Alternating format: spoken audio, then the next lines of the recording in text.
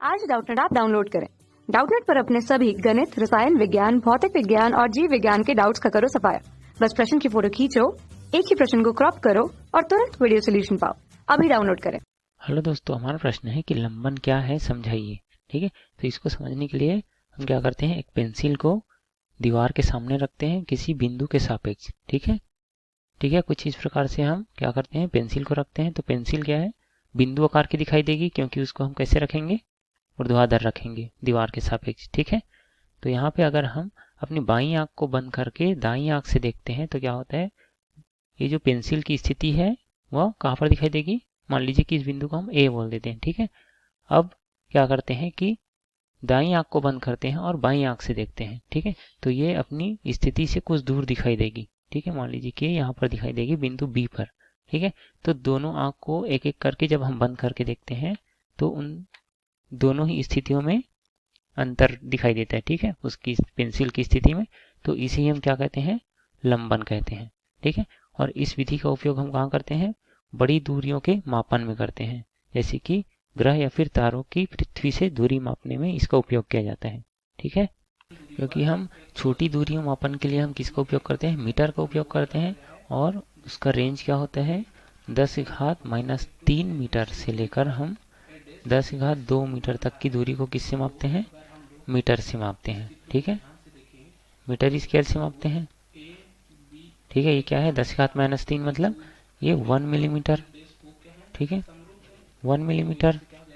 और ये क्या है, 100 मीटर। ठीक है, तो इतनी दूरी को मापने के लिए हम किसका उपयोग करते हैं, स्केल, मीटर स्केल का। ठीक है, और 10⁻³ से लेकर उससे अगर छोटी दूरी को मापना हो, मान लीजिए कि 10⁻⁴ मीटर को, तो हम किसका उपयोग करते हैं, वर्नियर कैलिपर्स का उपयोग करते हैं। ठीक है, वर्नियर कैलिपर्स का। ठीक है, और इससे भी छोटी दूरी को मापना हो तो हम किसका उपयोग करेंगे, 10⁻5 मीटर की दूरी को। तो इसके लिए हम उपयोग करते हैं स्क्रू गेज की। ठीक है, स्क्रू गेज की, इससे हम जो कुंडली के तार होती है उसकी जो व्यास होती है उसको हम ज्ञात करते हैं। ठीक है, और जब हमें पृथ्वी से तारे या फिर ग्रह की दूरी नापना हो, ठीक है, पृथ्वी से तारे या ग्रह की दूरी नापना हो तो हम किसका उपयोग करते हैं, हम लंबन विधि का उपयोग करते हैं। ठीक है, लंबन विधि का उपयोग करते हैं। ठीक है, लंबन विधि। तो इस विधि में हम क्या करते हैं, मान लीजिए कि यहाँ पर हम एक ग्रह ले लेते हैं। ठीक है, मान लीजिए कि ये एक ग्रह है। ठीक है, इसको ले लेते हैं एस, और हम पृथ्वी से इसे किसी दो बिंदुओं से देखते हैं। पहली बिंदु ए है और दूसरी बिंदु कहाँ पर है, बी है। ठीक है, और ये कौन सी बिंदु है, इन दोनों बिंदुओं की जो बीच की दूरी होती है वो किसके बराबर होती है, जब पृथ्वी सूर्य का चक्कर लगाती है तो अर्ध चक्र लगाने में उसको जितना समय लगता है तो अर्ध चक्र की ये दूरी होती है। ठीक है, मतलब 365 दिन में अगर यह एक चक्र पूर्ण लगाता है सूर्य का, 365 का आधा दिन मतलब 6 महीने में अगर पृथ्वी दूसरी स्थिति में आ गई है तो वहां से हम फिर इसको देखते हैं। ठीक है, अब इन दोनों स्थितियों से हम क्या करते हैं, इसका एक कोण बनाते हैं यहाँ पर। ठीक है, यहाँ पर बनाते हैं एक कोण, और ये जो बीच की दूरी है ए और बी के बीच की दूरी, उसको हम क्या बोलते हैं, आधारक दूरी बोलते हैं। ठीक है, या फिर आधारक बोलते हैं। ठीक है, हम मान लीजिए कि इसकी दूरी है बी। ठीक है, और पृथ्वी से ग्रह की दूरी है डी। ठीक है, तो ये क्या है, दोनों पृथ्वी में ही है ये दोनों बिंदु, तो ये भी क्या हो जाएगी, डी हो जाएगी। और यहाँ पर जो बनने वाला कोण है उसको हम क्या कहते हैं, थीटा, और थीटा होता है लंबन कोण। ठीक है, लंबन कोण।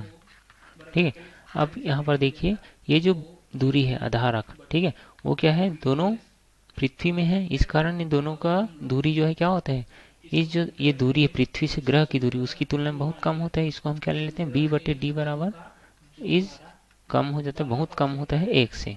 ठीक है, 1 से बहुत कम होता है, इसलिए हम इसको क्या लेते हैं, b को चाप मान सकते हैं। ठीक है, तो अगर हम b को चाप मानेंगे तो यहाँ से हम क्या लगा सकते हैं, कोण बराबर चाप बटे त्रिज्या। ठीक है, तो यहाँ से हम क्या लिख सकते हैं, कोण बराबर चाप बटे त्रिज्या। ठीक है, तो यहाँ से हम क्या निकाल सकते हैं, d बराबर b/थीटा, जहाँ पर d क्या है, ग्रह की या फिर तारे की पृथ्वी से दूरी, और b क्या है, पृथ्वी में आधारक बिंदु है, ठीक है, जो कि हमें ज्ञात रहेगा उसकी दूरी, और थीटा क्या है, लंबन कोण है। तो इस लंबन कोण को हम कहाँ से मापन करेंगे, इस ग्रह की स्थिति के अनुसार इसका मापन कर लिया जाता है। तो इस विधि से हम लंबन विधि से क्या ज्ञात करते हैं, पृथ्वी से ग्रह या फिर तारे की दूरी नापते हैं। ठीक है, धन्यवाद। कक्षा 6वीं से 12वीं से लेकर नीट, IIT, JEE वो एडवांस के लेवल तक 1 करोड़ से ज्यादा छात्रों का भरोसा। आज ही डाउनलोड करें डाउटनेट ऐप या व्हाट्सएप करें अपने सारे डाउट्स 8400 400 400 पर।